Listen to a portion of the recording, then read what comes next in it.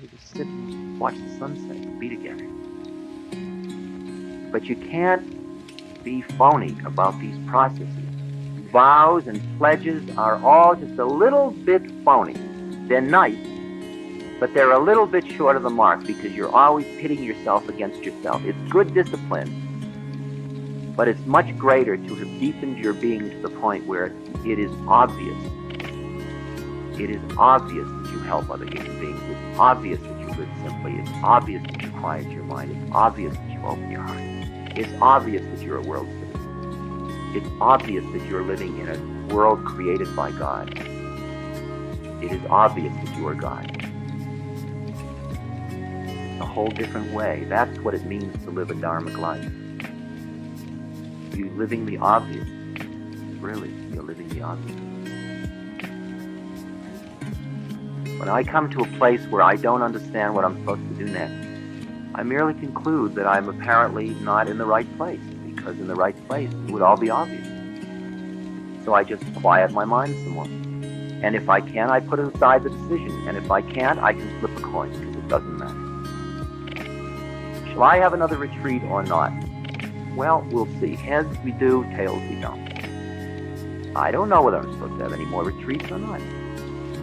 Should I go into a cave for the rest of my life? I don't know.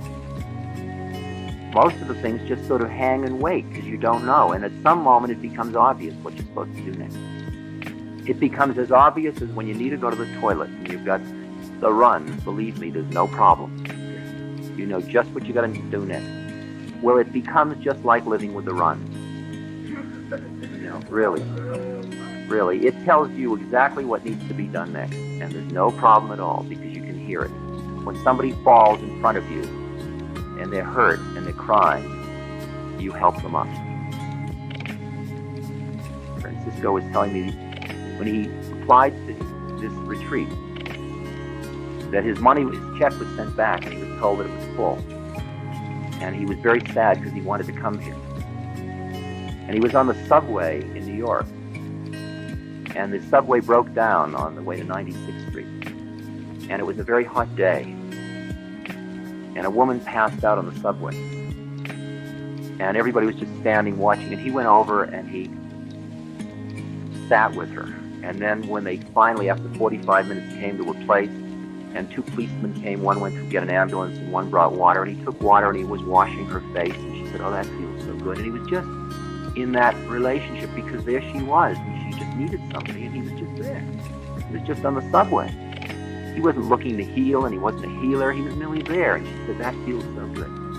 And then the ambulance came, and they took her away, and he went home, and there was a telephone call right afterwards from Lama saying there was space. He says, "I don't know that there's a relationship, but it felt that way."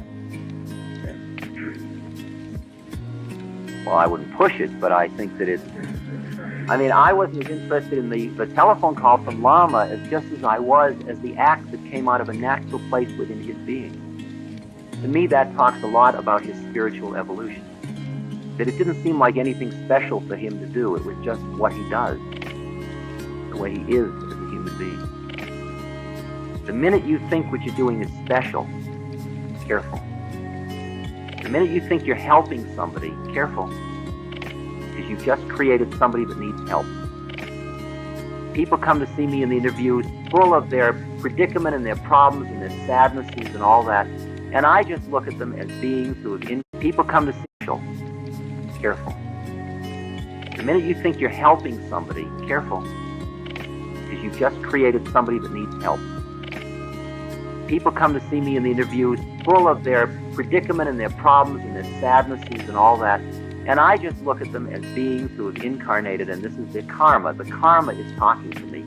But there's the human being right here, and we're together. This being and I are together. And I say, heavy, isn't it? Remember a woman coming to see me once, and she just was telling me about her daughter and how her daughter was really ruining her life and had forged a check for her sisters and had left home. And, oh, God, it took about 15 minutes to chronicle all the horror. And she said, and she had been alone with that child since she was 6 months old. The baby was 6 months. She had raised her, working as a bookkeeper all those years in Franklin, New Hampshire. She got all done, and I looked at her, and I was just sitting doing Om Mani Padme Hum, Om Mani Padme Hum, and hearing this stuff come out. Got all done. I said, right, and here we are. She said, but you don't understand. And she told me the whole story all over again. Because she wanted to make sure that I really was caught in it the way she was caught in it. And she got all done a second time. I said, right, I hear it. It's very heavy.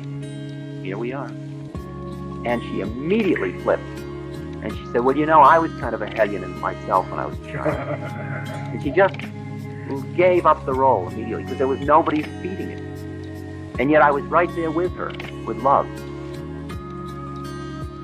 There are no helpers, and there's nobody to be helped. And there's nobody dying, and there's nobody being born. And there are no bad guys, and there are no good guys. There's just being.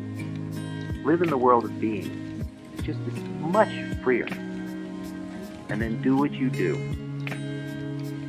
The deeper your quietness and the deeper your connectedness, the more everything you do is a dharmic act. It's the way it is. Namaste.